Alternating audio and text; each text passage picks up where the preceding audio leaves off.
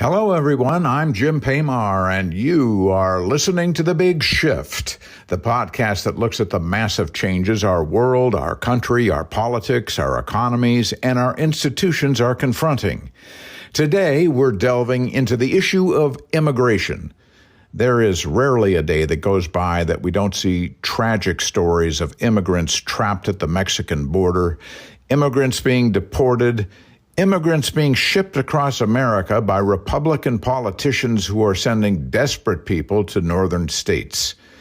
To discuss the big shift America is confronting on the immigration issue is Ambassador Ricardo Camara.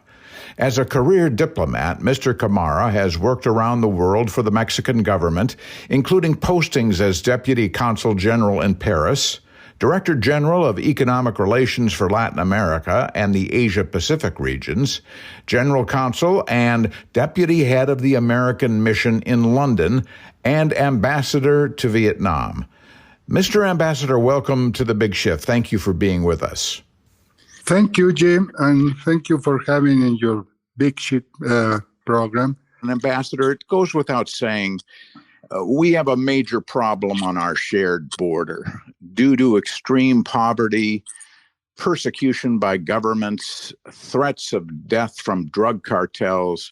Over 200,000 immigrants streamed across the U.S. border in 2022 from Mexico. But Americans, Ricardo, might be surprised to know that 63% of the immigrants were from countries other than Mexico and Central America, but they came from Colombia, Cuba, Nicaragua, Peru, and Venezuela.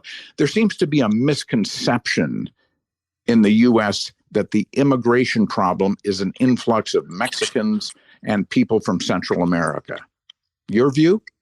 Yeah, I totally agree with you, and it's really it's the first time we are facing this flow of migrants.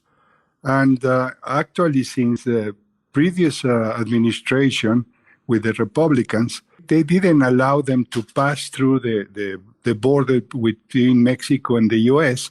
So they remain in Mexico, and this policy is still going on.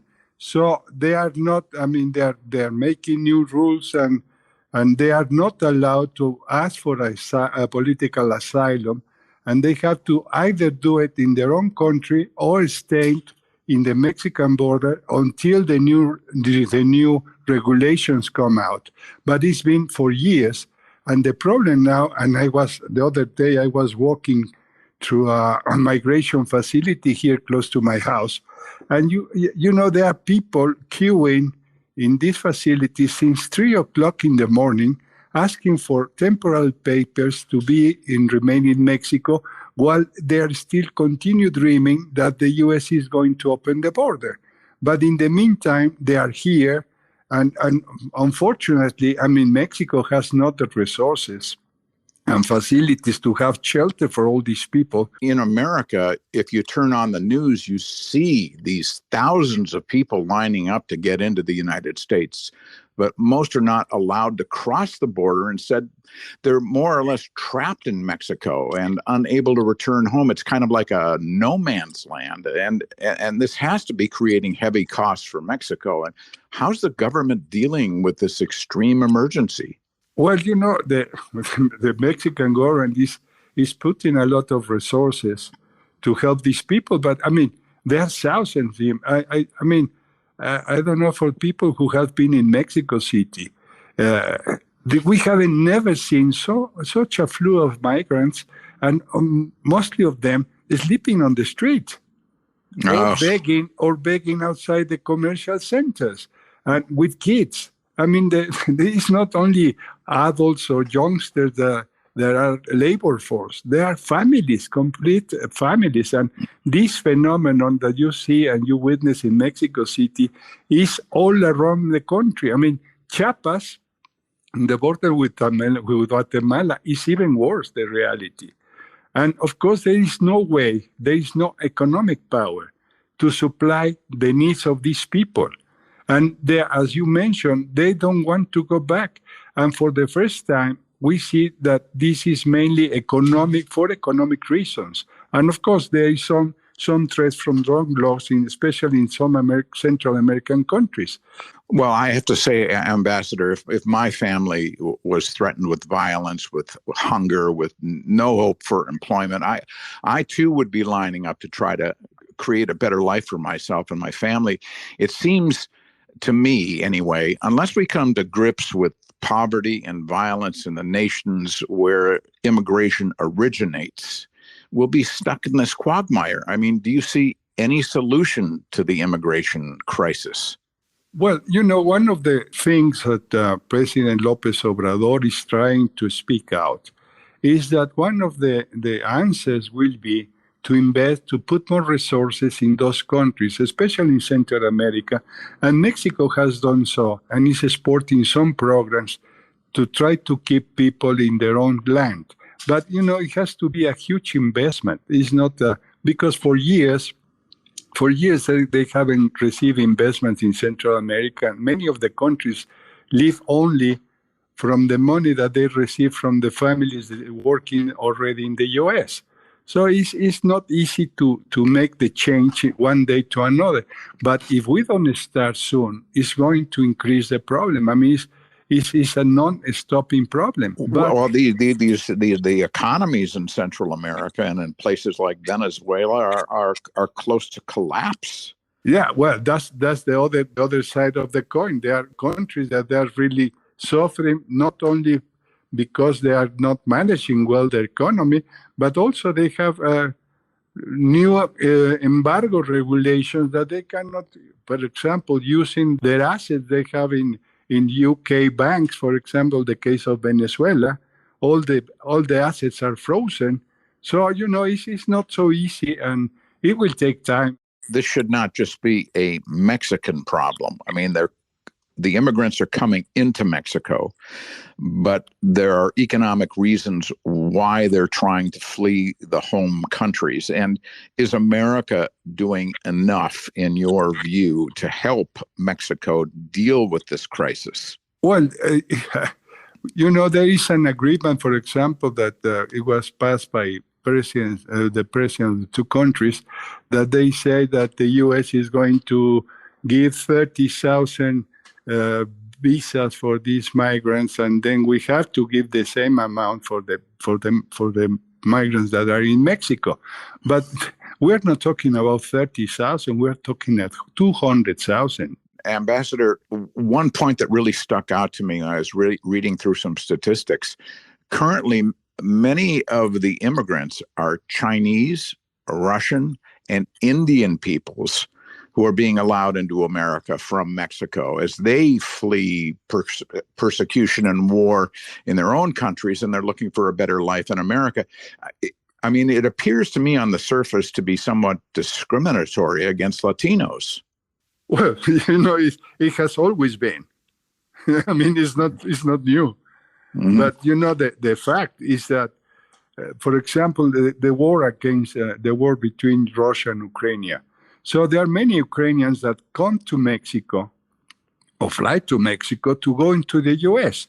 And at the beginning of the war, the U.S. authorities were allowing those people and Russians to go into the U.S. Now they decided not to do it anymore. So now in the border states, especially in the side of California, you see a lot of Ukrainian people waiting mm-hmm. for a permit to get in, or Russia, by the way. Right. So it's yes, and it's discriminatory. I have to mention that there are Asian people, from Syria, from Palestine, here also waiting to cross the U.S. It seems to be an insurmountable problem, and it strikes me as being ironic. In the U.S., we have over 10 million job openings, but only 5.7 million unemployed workers. So if every unemployed person in the country found a job, we'd still have 4 million open jobs. And I would hazard to guess that the immigrants at the border would be thrilled with the chance to work at just about any job to gain a fresh start in their lives. And U.S. employers would be relieved to have the workforce. So why can't something be worked out? That's one thing that I experienced while I was General Consul in Atlanta. I was covering 3 states, uh, Georgia, Tennessee, and Alabama. And among these 3 states, I have to look after or to help Mexican workers without papers that were almost 1 million people working there. But they were working. They were working. They are not afraid of working. They are working people. And people, unfortunately, people in the U.S., they don't like certain kinds of jobs. So they are unemployed because, the job is not at their level. Well, I don't know what is the level, because if you need to work to sustain and provide to your family, you don't care about what job you have, even if you are, in many instances, for example, with these migrants, they're professionals. Mm-hmm. But when they move to the U.S. and they say, okay, you can be an Uber driver, you say, yes, I can do it. You do what you have to do to support your family and to survive. That's the main goal in life. As you said, you have all these facilities of working places, but people, they don't apply for those. Well, let's switch gears to issues that are driving some of the immigrants north from Central America and from Mexico and from Colombia, the drug cartels. We know they are extremely violent and capable of the most heinous and egregious crimes. In fact, in the last 10 years, 350,000 people, if I'm correct, in Mexico have died in drug-related violence. 72,000 people are missing. And that's just Mexico. If you add in Central America and countries like Colombia and Bolivia, the number would balloon. But the U.S., the United States, consumes more illicit drugs than any other country on earth. We are the market. South of the border, the source of the drugs. In my lifetime, there doesn't seem to be any real progress in putting an end to drug use or the carnage associated with it. Do you see a way out of this horror show for both countries? If we recall, it was President Reagan who started this war on drugs. And since then, I haven't seen a change. The demand and the consumption is growing. And, we have seen, yes, there was a Plan Colombia, they tried to destroy these drug cartels. But what happened is, instead of having Pablo Escobar, suddenly they have 100 Pablo Escobar cartels. Mm-hmm. And they try to apply the same policy here in Mexico, with the big difference that here, the DA agents are not allowed to carry guns. You see? So, all right. And what happened is the drug cartels and the boom in Colombia, they moved to Mexico. Mm-hmm, and the Mexicans start being the public relations of Colombian cartels, and because they know the market in the north. So right. At the beginning, they just were receiving drugs to sell it to the U.S. Now, suddenly, they didn't move money. They paid with drugs, and for the first time in many years, we start having problems of consumption of drugs in Mexico, high drugs. So that's a problem. But also, now you have the new chemical drugs like fentanyl that is coming from China, but is produced or developed here in Mexico, and then send it to the U.S. But also at the same time, Mexico requests to do something against the guns production in the U.S. because they are coming illegally here. And suddenly you have that the cartels are better armed, better equipped than the army, who is trying to stop drug cartels. Is the army really trying to stop the cartels? Because I keep hearing stories of high-level military people in Mexico who are involved in corruption and working with the cartels because, they could get paid millions of dollars for turning their head the other way. The fact of the matter is that now they are really investing a lot of resources to stop this drug problem. Ambassador, on the other side of the coin, we have, and you mentioned this gun running from America to Mexico and Central America that is allowing the cartels to gain firepower that they need to operate the illegal drug trade. In fact, somewhere in the neighborhood of 70 to 90% of guns recovered at crime scenes in Mexico were trafficked from the United States. Huge profits for gun manufacturers and gun runners. It seems there is a connection to this two-way street of drugs coming north and guns going south. What's your viewpoint? Well, that's our real concern, and we have been in negotiation for years with the U.S. authorities in order to stop this smuggling of armament from the U.S. to Mexico. But what is going on here is that even if Mexican citizens are allowed to have guns, very, very few people have guns. We don't have this fascination for guns. But of course, when the smuggling, there are data that mention that there are almost 2.5 million armament rolling into the territory, in the Mexican territory, illegally and freely. And of course, if you compare this amount of armament with the U.S. standards, it's nothing. It's just a drop. But for Mexican people and for Mexican government, it's really a big problem, because then you have to face these drug cartels with armament that the army doesn't even have. They are grenades. They are really sophisticated armament. And that you mentioned, 90% of the armament and U.S., the rest is from the eastern countries. But, the real weapons and the facility to get those weapons in the border, that's what is worries. So there are concerns in both sides of the border, and they are going to develop new techniques, new technology to really control this smuggling of fentanyl, but at the same time of armament. But we have been talking about smuggle of armament at United Nations everywhere. We are really, really concerned, and apparently the business is as huge as the drug. What is really just insane is that 44,000 people died due to gun violence in 2022 in the United States. We had 647 mass shootings. But in Mexico, as you kind of alluded to, the average citizen does not own a gun. It's very difficult to legally buy a gun. And random shootings are virtually non-existent except in cartel territory. If you compare the 2021 figures, Mexico City has a lower murder rate than Portland, Dallas, or Minneapolis. What's your view on the way that America sees Mexico as a country of bloodshed? Well, that's one of the misunderstandings, because, of course, there is, as you mentioned, there is violence, but not not as the levels that you are experiencing.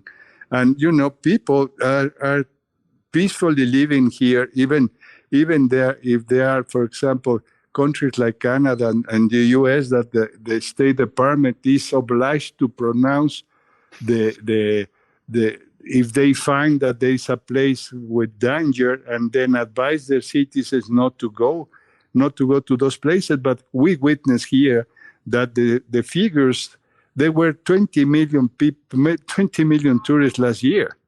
Right. So there is one thing that happened in the press, in the foreign press, and the other thing is reality. And of course, there are cases and there are places that you cannot go, even as Mexican, because we know that is a hot spot.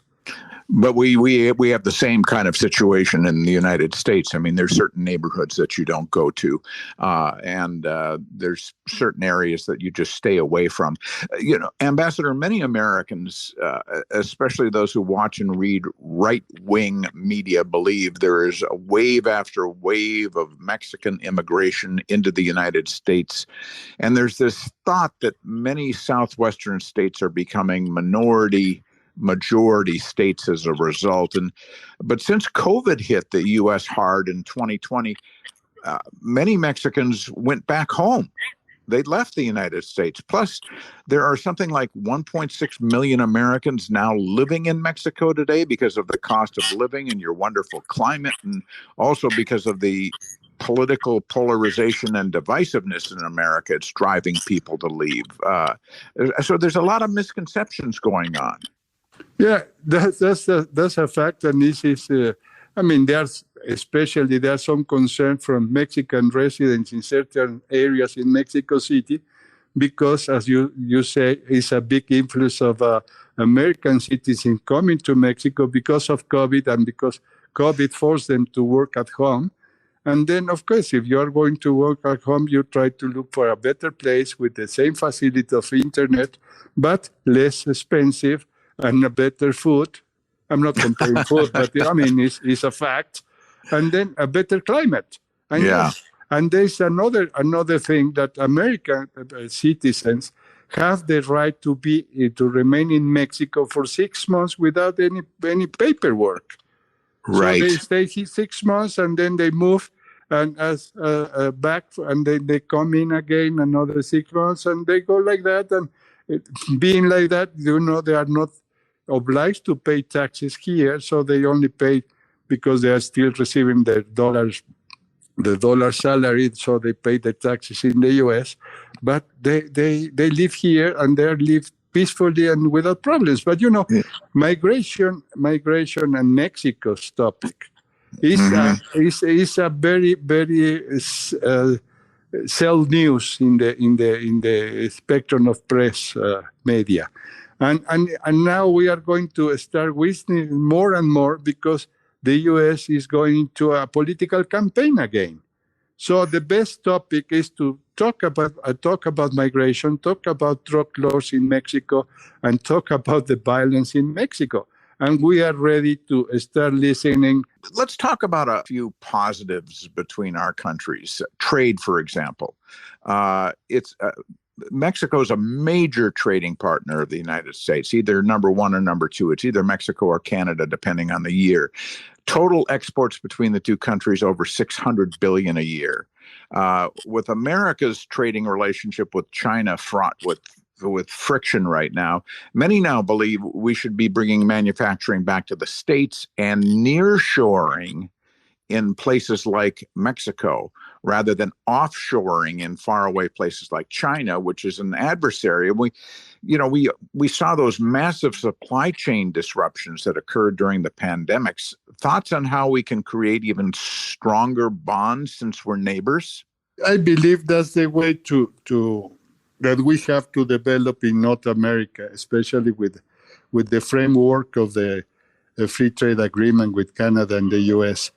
And every minute, there are $2 million flowing into between the two countries.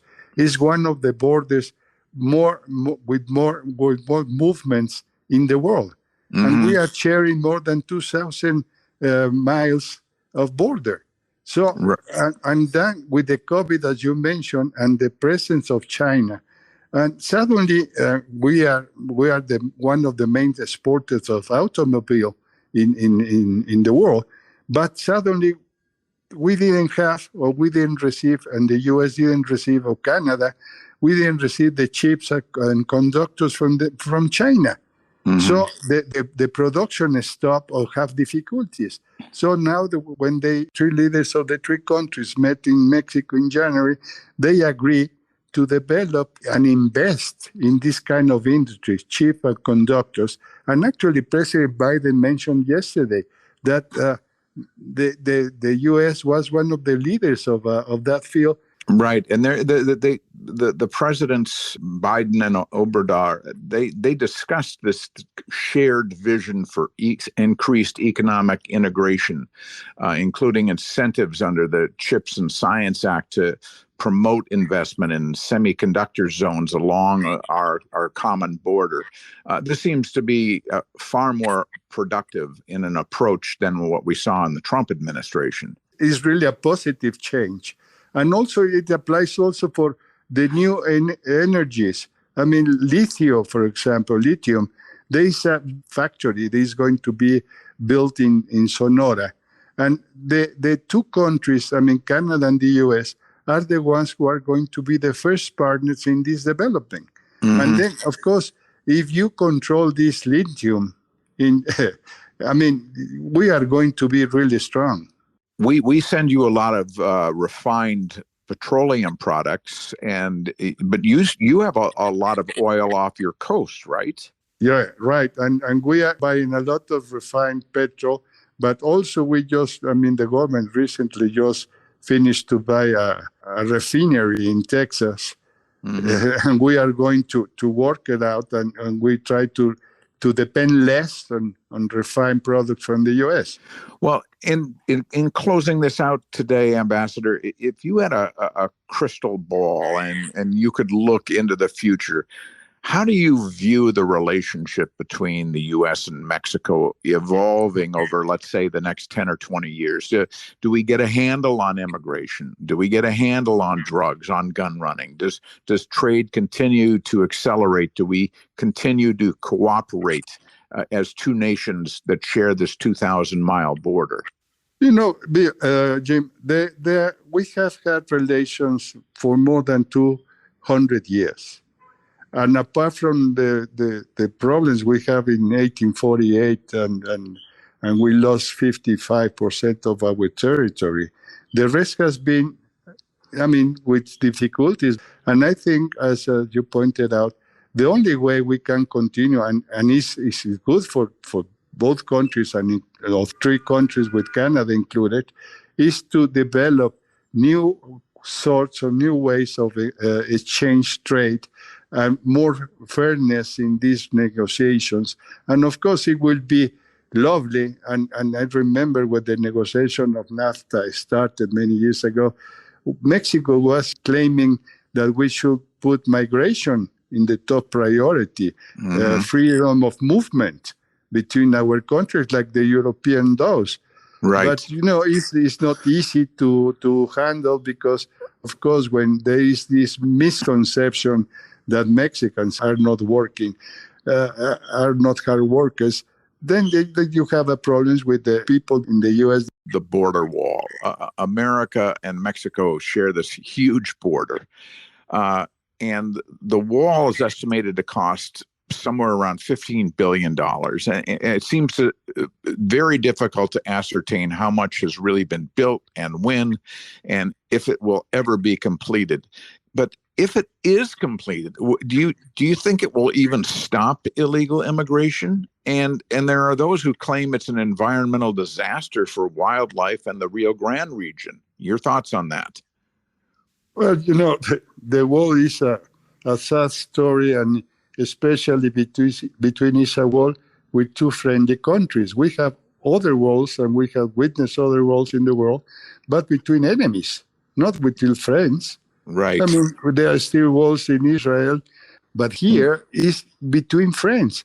And of course, as you say, it's a waste. I mean, it's a big investment, and we find that it's a waste of money because migrants still go under the wall. I mean, right. You build the wall, but under the wall you don't build. So they go and they pass through, and there are places where they cross. But of course, those places are more dangerous to cross than they used to be without the wall. But fortunately, the wall has stopped for some time, construction, and I don't know what is going to happen with the next government in the U.S. I hope they will continue to be as they are now, and they will stop this nonsense. And there's also the thought, I mean, immigration can come across the Gulf of Mexico. Immigration can come in from the Pacific Ocean. It seems like you're never going to stop it as long as the economic opportunity is in the north and lack of opportunity south of the border. As long as you still, there are many people who believe on the American dream, you are never going to stop migration. Mm-hmm. And that's one of the difference. They deal migration in the U.S. If you are highly qualified on maths or science, you are welcome. If you are a handyman, you are not welcome. Right. The truth of the matter is that you need the handyman. You know. We need a lot of workers in America. That's, you go to any city in America right now, you see help wanted signs everywhere. Mr. Ambassador, as usual, there's never enough time, and we could talk about these issues forever, but we have to leave it at this point. I want to have you back on The Big Shift, and I want to thank you for being with us today. Thank you for Jim to invite me to The Big Shift, and let's keep optimism. That's the way we have to deal our relation between Mexico and the U.S. with optimism. Okay, I totally agree with you. Living together and finding a way of resolving our problems, solving issues, that's the way to go. Thank you very much. That was Ambassador Ricardo Camara coming to us from Mexico City. I'm Jim Paymar, and you have been listening to The Big Shift, available wherever you get your podcast. And thanks for listening today. Stay tuned for the next episode of The Big Shift coming soon. Stay tuned.